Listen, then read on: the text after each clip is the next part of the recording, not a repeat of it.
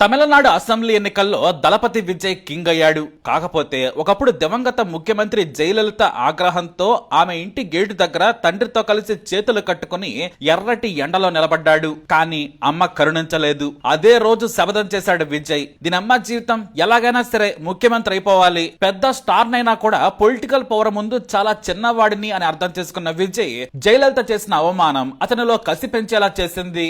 అందుకే ఆనాటి నుంచే ఫ్యాన్స్ క్లబ్స్ ఏర్పాటుతో గ్రౌండ్ ప్రిపేర్ చేసుకున్నాడు. సినిమాల్లో మాదిరిగానే పొలిటికల్ గేమ్ లో తన సత్తా ఏంటో చూపించాలనుకున్నాడు. అసలు జయలలితతో గొడవేంటి, అసలు ఏం జరిగిందో Vijay revenge real life story చూద్దాం. తుపాకీ సినిమాతో మంచి ఊపులోకి వచ్చాడు విజయ్. స్టార్ హీరోగా ఓ వెలుగుతూ ఉన్నాడు.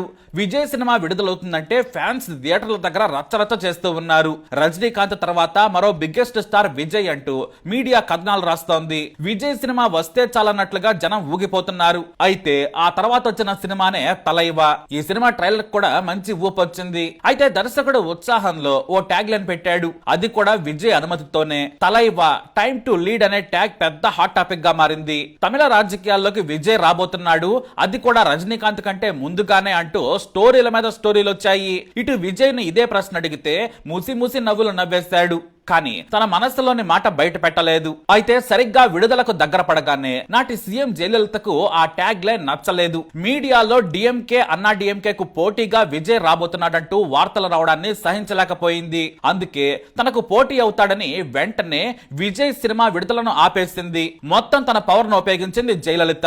తన పొలిటికల్ కోటను టచ్ చేయడానికి ఎవరు ప్రయత్నించినా సరే ఊరుకోనని మరోసారి చెప్పకనే చెప్పింది. పోలీసులను థియేటర్ దగ్గరకు పంపించింది. అన్నా డిఎంకే కార్యకర్తలతో థియేటర్ల దగ్గర బాంబు బెదిరింపులు వచ్చేలా చేసింది. సినిమాను రిలీజ్ కాకుండా పోలీసులు కూడా అడ్డుకున్నారు. అయితే తాను హీరోగా యూగోకు వెళ్లి ఉంటే విజయ్ ను జయలలిత ఏమీ చేసేవారు కాదు. కానీ విజయ్ మాత్రం తన నిర్మాతల శ్రేయస్సే కాదు, భవిష్యత్తు సినిమాలపై కూడా ఆందోళన చెందాడు. తలైవా సినిమాకి భారీగా ఖర్చు పెట్టారు.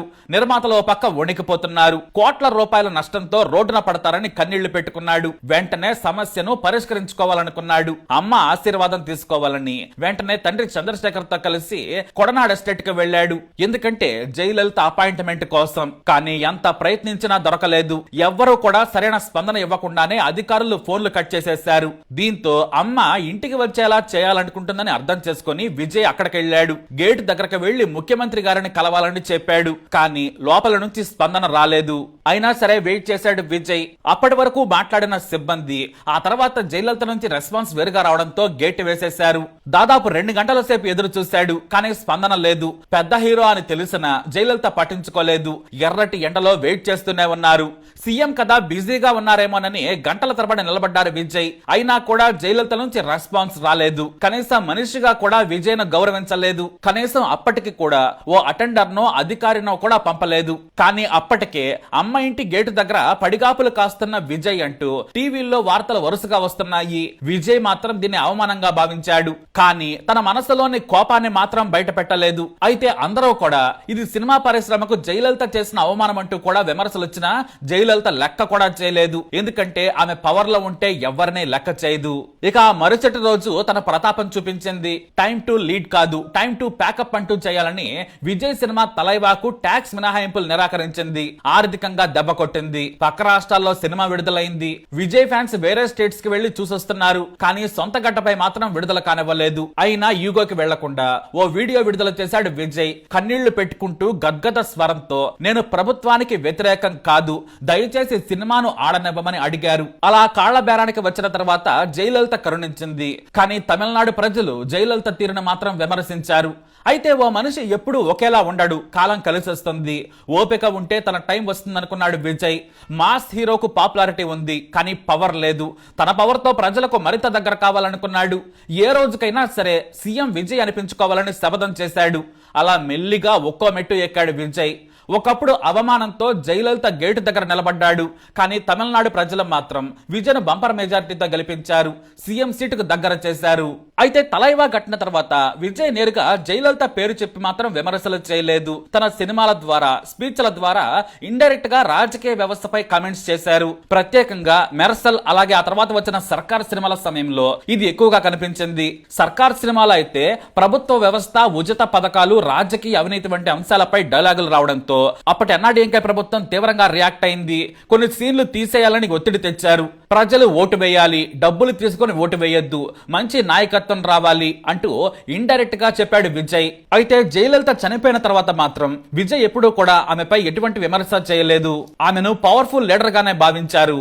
కానీ జయలలిత మరణంతోనే అన్నా డిఎంకే బ్రతకలేక చావలేక కుక్కల చింపిన విస్తరలా మారిపోయింది. కానీ విజయ్ మాత్రం పొలిటికల్ ఎంట్రీతో ఇరగదీశాడు. అయితే ఇక్కడే మరో సారూప్యత ఉంది. తాను పాలిటిక్స్ లోకి రావాలనుకుంటున్నట్లు టైం టు లీడ్ అనే ట్యాగ్ లైన్ పెడితేనే జయలలిత తట్టుకోలేక అడ్డుకుంది, అవమానించింది. ఇక పార్టీ పెట్టిన తర్వాత అయితే డిఎంకే సైతం విజయ్ ను ఆదిలోనే తొక్కేయాలని చూసింది. జననాయకన్ సినిమాను సెన్సార్ దగ్గర ఆపేసింది. ఆ సినిమా ఊపుతో మరింత మంది ఫ్యాన్స్ విజయ్ కు ఓట్లేస్తారని డిఎంకే అధినేత స్టాలిన్ భయపడ్డారు. కానీ ఎవరైనా కొంతవరకే ఆపగలరు, వీలైతే అవమానించగలరు. కానీ టైం వచ్చినప్పుడు ఎవ్వరూ ఏమీ చేయలేరు. అందుకు ఉదాహరణ విజయ్ పొలిటికల్ సక్సెస్ స్టోరీ. మరి విజయ్ ని జయలలిత అవమానించిన తీరుపై మీ అభిప్రాయం ఏంటి? కమెంట్ ద్వారా తెలియజేయండి. ఈ వీడియో అప్డేట్స్ కోసం మా ఛానల్ ఫాలో అవ్వండి, తప్పకుండా సబ్స్క్రైబ్ చేసుకోండి. வணக்கம்.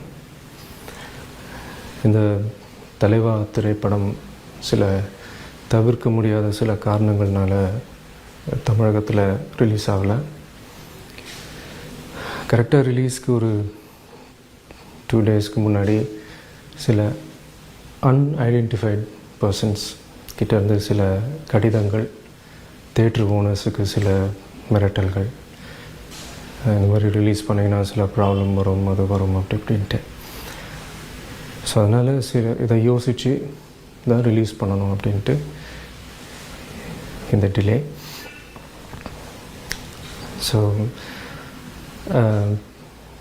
எல்லாருமே ஹோல் யூனிட்டே கொஞ்சம் ரொம்ப ஆடிப்போய் தான் இருக்கும், அதிர்ச்சியில் இருக்கும். இது நாங்கள் மாண்புமிகு தமிழக முதல்வர் அம்மா அவர்களை சந்திக்கணும்னு சொல்லிட்டு ஒரு அப்பாயின்மெண்ட் கேட்டிருக்கோம்.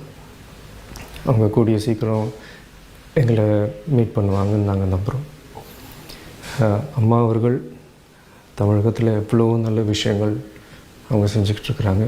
தமிழகத்தையே ஒரு முதல் மாநிலமாக கொண்டு வரணும்னு சொல்லி உழைச்சிக்கிட்டுருக்குறாங்க.